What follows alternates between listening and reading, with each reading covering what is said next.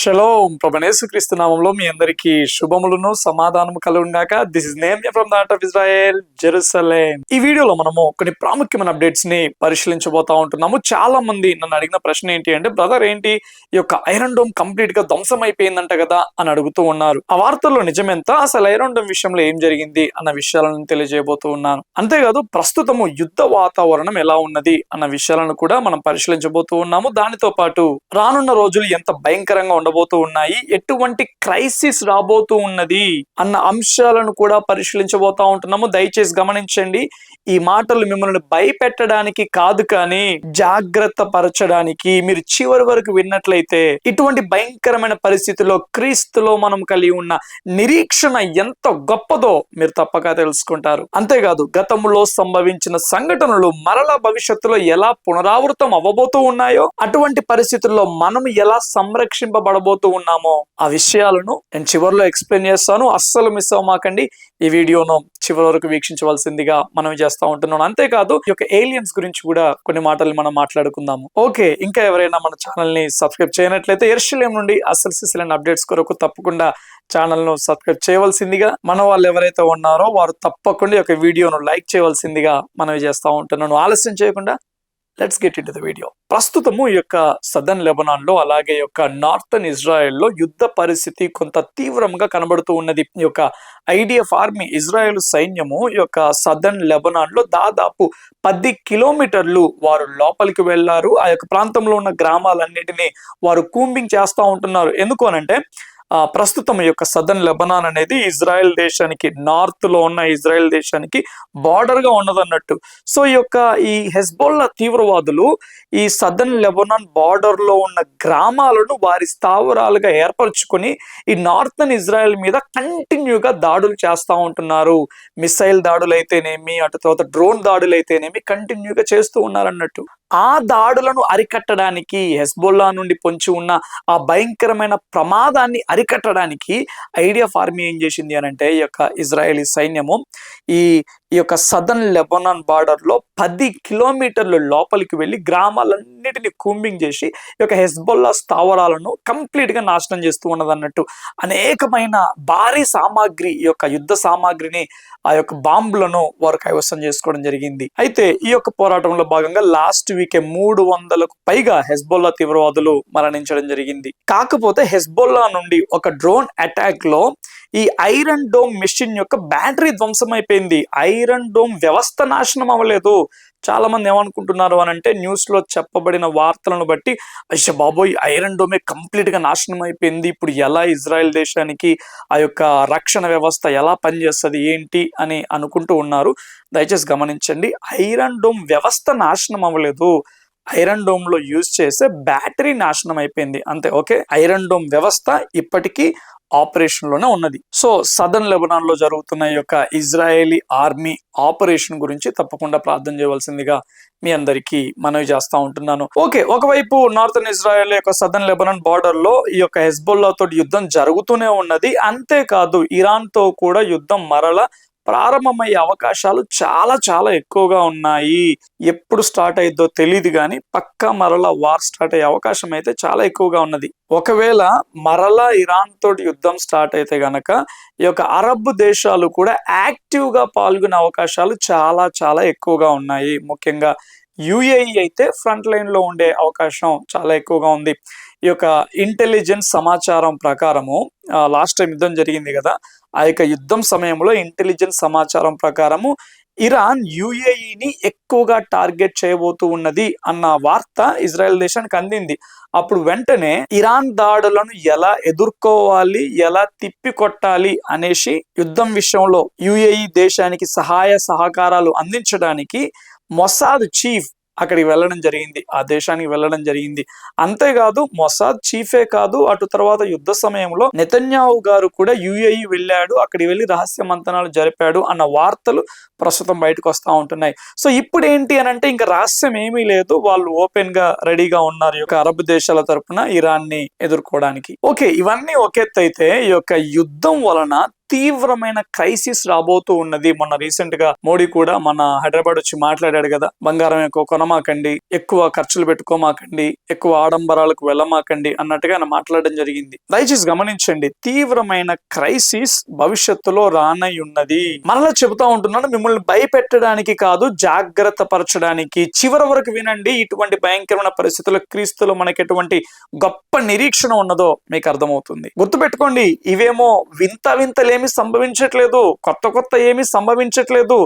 Bible ఏమని చెప్పిందో, వాక్యం ఏ విధంగా అయితే ప్రవచించిందో ఆ సంఘటనలు జరుగుతూ ఉన్నాయి. కాబట్టి దేవుని బిడ్డలమైన మనము భయపడవలసిన అవసరం ఏమీ లేదు. ఎందుకు అనంటే, ఇంత భయంకరమైన పరిస్థితుల్లో సంఘం ఏ రకంగా సంరక్షింపబడుతుందో కూడా మన దేవుడు ముందుగానే తెలియజేశాడు. సో ఈ యొక్క యుద్ధం కారణంగా, ముఖ్యంగా ఈ యొక్క ఇరాన్ ఆ యొక్క జలసంధిని, హర్మూజ్ జలసంధిని బ్లాక్ చేయడం కారణంగా తీవ్రమైన ఆయిల్ కొరత ఏర్పడింది.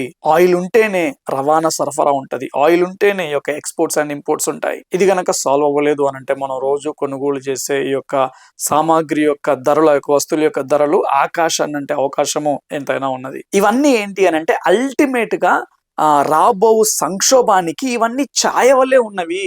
సో మనల్ని సిద్ధపరచడానికి, ముఖ్యంగా సంఘమును సిద్ధపరచడానికి కొంతమంది మాట్లాడుతూ ఉంటుంటారు, అలా ఏం లేదండి, ఆ భయంకరమైన సంక్షోభము, ఆ భయంకరమైన దినం రాకముందుకే సంఘం ఎత్తబడిద్ది అనేసి.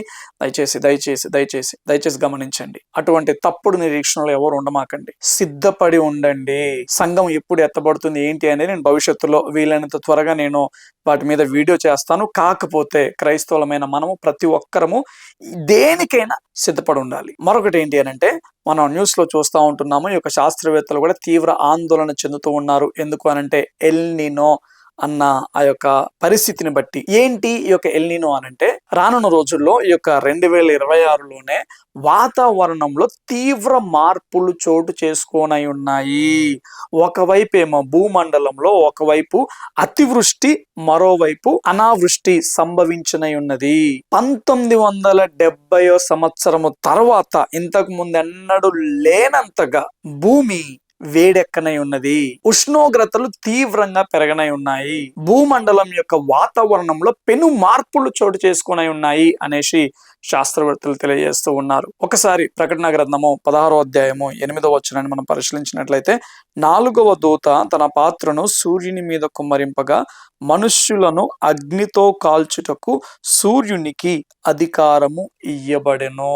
అంత్యకాలంలో సూర్యుని నుండి ఉష్ణోగ్రత అత్యధికంగా వస్తుంది. అసలు ఇంకా అగ్ని కుమ్మరింపబడుతుందిరా అన్నంత హీట్ వస్తుంది అన్నట్టు శాస్త్రవేత్తలు కూడా దీని గురించి మాట్లాడుతూ ఉన్నారు. అంటే ఈ యొక్క ఎల్ నినో అన్న సంఘటన అనేది మనం చదువుకున్న వచనంలాగే భయంకరంగా అగ్ని కుమ్మరింపబడుతుంది. ఈ వచనం గురించే నేను చెప్పట్లేదు, కానీ మనం చదివిన వచనానికి ఛాయ వలె ప్రస్తుతం ఉన్న సంఘటనలు కనబడుతూ ఉన్నాయి. దేవుడు మనకి హింసిస్తూ ఉన్నాడు. ఎప్పుడైనా కానీ వాక్యంలో మనం గమనించినట్లయితే, ఒక ప్రధానమైన సంఘటన భవిష్యత్తులో జరగనై ఉన్నప్పుడు దేవుడు దానికంటే ముందు కొన్ని హింట్స్ ఇస్తూ ఉంటాడు, వార్నింగ్స్ ఇస్తూ ఉంటాడు అన్నట్టు. ఆ వార్నింగ్స్ ని గ్రహించి సిద్ధపాటును కలిగి ఉండడానికి. సో ఇవన్నీ ఈ ప్రస్తుతం జరుగుతున్న వాతావరణ మార్పులైతేనేమి, రానై ఉన్న క్రైసిస్ అయితేనేమి, శాస్త్రవేత్తల ఆందోళన అయితేనేమి, కరువులైతేనేమి, విపత్తులైతేనేమి, ఆ రాబో మహాదినము రోజు ఆ సమయంలో జరగబోయే ఆ యొక్క సంఘటనలకు ఛాయ వల్లే కనబడుతూ ఉన్నాయి, వార్నింగ్స్ వల్లే కనబడుతూ ఉన్నాయి. ఈ యొక్క అతివృష్టి, అనావృష్టి వలన తీవ్రమైన ఆహార సంక్షోభం నెలకొల్పబడనై ఉన్నది. ఈ పరిస్థితి ఎలా ఉంటుంది అనంటే, యోసేపు కాలంలో అంతటా తీవ్రమైన కరువు వచ్చింది. ఓకే, సో తీవ్రమైన కరువు వచ్చినప్పుడు జనులందరూ ఎవరి వైపు చూశారు అనంటే, ఐగుప్తు వైపు చూశారు, ఫరో వైపు చూశారు. ప్రతి ఒక్కరూ ఆ యొక్క కరువులో బ్రతికి బట్ట కట్టడానికి, ఆ యొక్క పొట్ట నింపుకోవడానికి అందరూ ఫరో వైపు తిరిగారు. ఎస్, మనందరికి తెలుసు యోసేపు గారు అక్కడ ప్రధానంగా నిలబడ్డారు అనేసి. చూడండి, ఇక్కడ ఫరో అనగా సాతానుకు సాదృశ్యంగా కనబడుతూ ఉన్నాడు.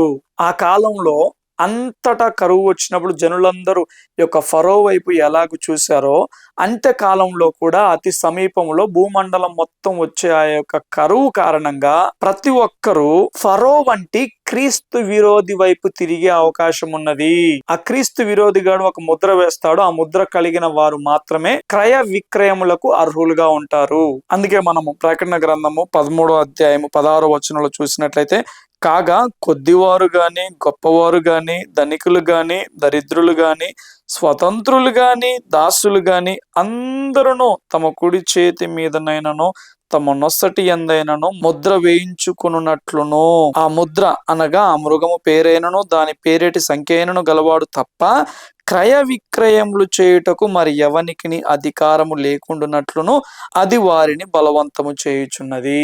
సో ఆ కాలంలో జనులందరూ ఐగుప్తు వైపు, ఫరో వైపు తిరిగినట్టుగా రానయున్న కాలంలో కూడా ఈ యొక్క సంక్షోభాన్ని బట్టి జనులందరూ ఈ క్రీస్తు విరోధి వైపు తిప్పబడతారు. ఎందుకనంటే ఆ క్రీస్తు విరోధి దగ్గరనే ఈ యొక్క సరుకంతా ఉంటది, వాడే మొత్తం కంట్రోల్ చేస్తాడు. అయితే ఇప్పుడు జాగ్రత్తగా వినండి, మనం భయపడవలసిన అవసరం లేదు. ఎందుకు అనంటే ఇంతటి భయంకరమైన తీవ్రమైన కరువులో దేవుడు యాకోబు కుటుంబమును, యాకోబు సంతానమును పోషించడానికి ముందుగానే యోసేపును సిద్ధపరిచినట్టుగా, ముందుగానే యోసేపును ఆ ప్రాంతంలో నిలబెట్టినట్లుగా, ఆ యోసేపు ద్వారా యాకోబు సంతానాన్ని పోషించినట్లుగా రానయున్న సంక్షోభంలో కూడా దేవుడు తన సంఘమును, తన బిడ్డలను అద్భుత రీతిగా పోషించనై ఉన్నాడు, అద్భుత రీతిగా సంరక్షించనై ఉన్నాడు. కాబట్టి మనం భయపడవలసిన అవసరం లేదు. ఒక్కసారి ప్రకటన గ్రంథము 12వ అధ్యాయము 6వ వచనం చూడండి. ఆ స్త్రీ అరణ్యమునకు పారిపోయెను, అచ్చట వారు 1260 దినములు ఆమెను పోషింపవలనని దేవుడు ఆమెకు ఒక స్థలము సిద్ధపరచియుంచెను. ఈ స్త్రీ ఒక స్థలానికి పారిపోతా ఉంది, ఆ యొక్క శ్రమను బట్టి, హింసను బట్టి. అయితే దేవుడు ఆ స్త్రీ కంట ఒక స్థలాన్ని సిద్ధపరిచాడంట, చక్కగా సంరక్షింపబడడానికి.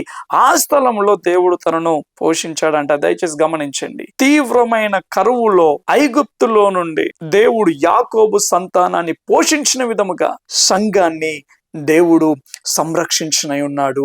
ధరలు పెరిగినా కానీ, ఎంతటి విపత్తు సంభవించినా కానీ, పరిస్థితులు ఎంత ఆందోళనకరంగా ఉన్నా కానీ సంఘాన్ని మాత్రము దేవుడు అద్భుత రీతిగా సంరక్షించనై ఉన్నాడు. గతములో జరిగినదే మరలా మనము అద్భుత రీతిగా అనుభవించబోతూ ఉన్నాము. దయచేసి గమనించండి, మనం ఎంతటి ప్రాముఖ్యమైన రోజుల్లో, ఎంతటి ప్రాముఖ్యమైన గడియలో ఉన్నాము అనంటే, ఇన్ని రోజులు మనం బైబిల్లో చదువుకున్న ఆ యొక్క అద్భుతాలను అతి సమీపమైన భవిష్యత్తులో మనం అందరము ఎక్స్పీరియన్స్ అవ్వబోతూ ఉన్నాము. అంతటి ప్రాముఖ్యమైన గడియలో మనం ఇప్పుడు ఉన్నాం. చూడండి, ఒకవైపు ఐగుప్తులో భయంకరమైన మరణము, చీకటి, వేదన, ఏడుపు.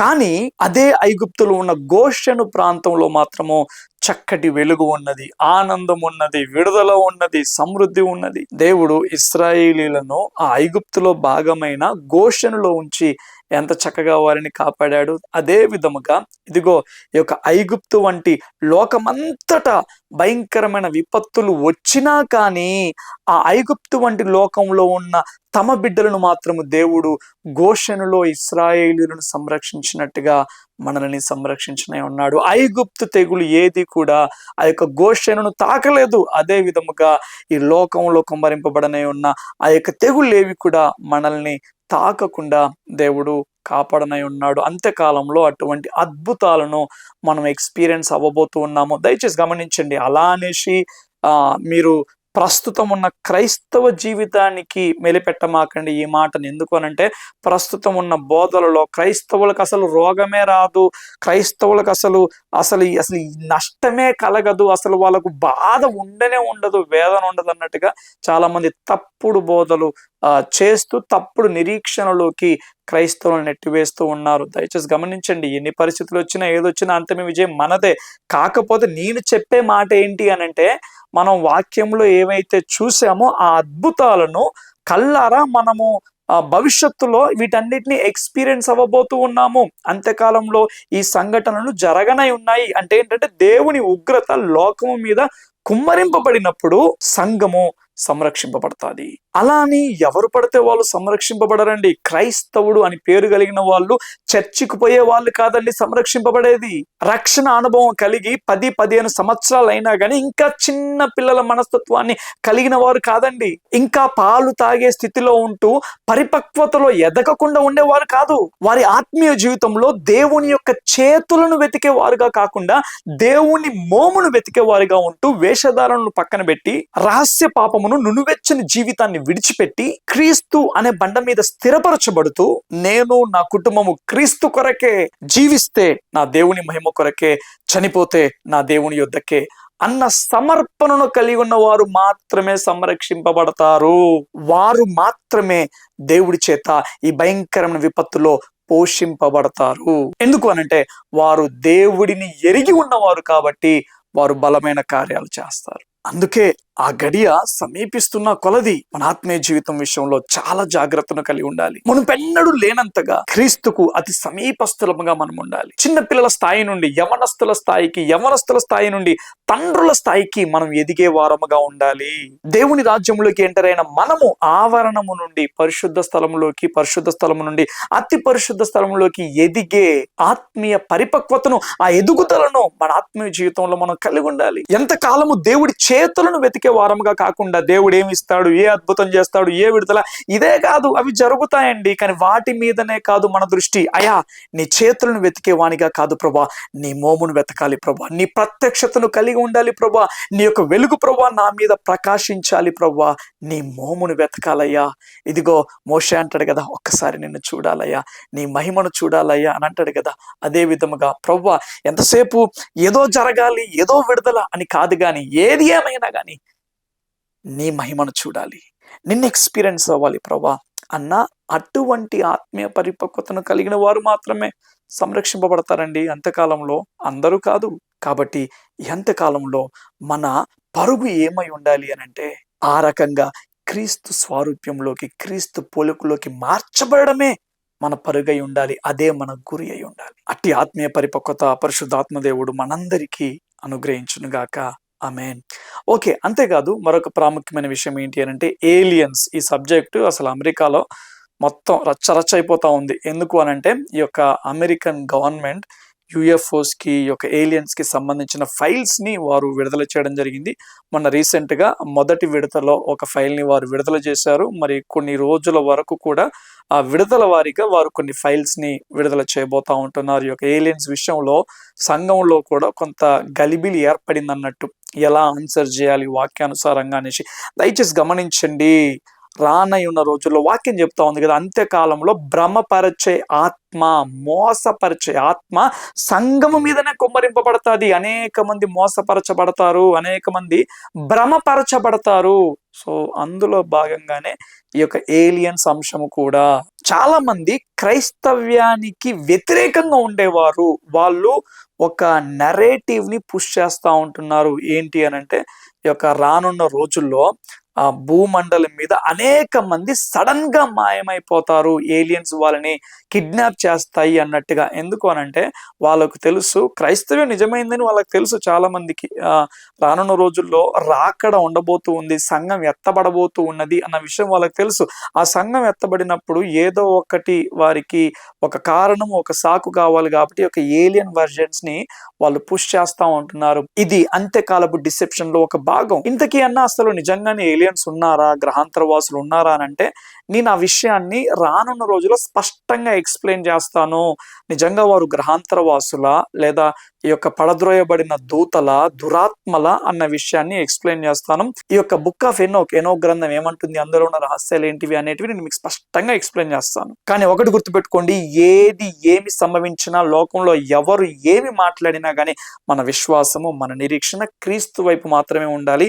ఆయన వైపు నుండి ఎట్టి పరిస్థితుల్లో దేని వైపుకు కూడా మన యొక్క దృష్టి మరల్చబడకూడదు.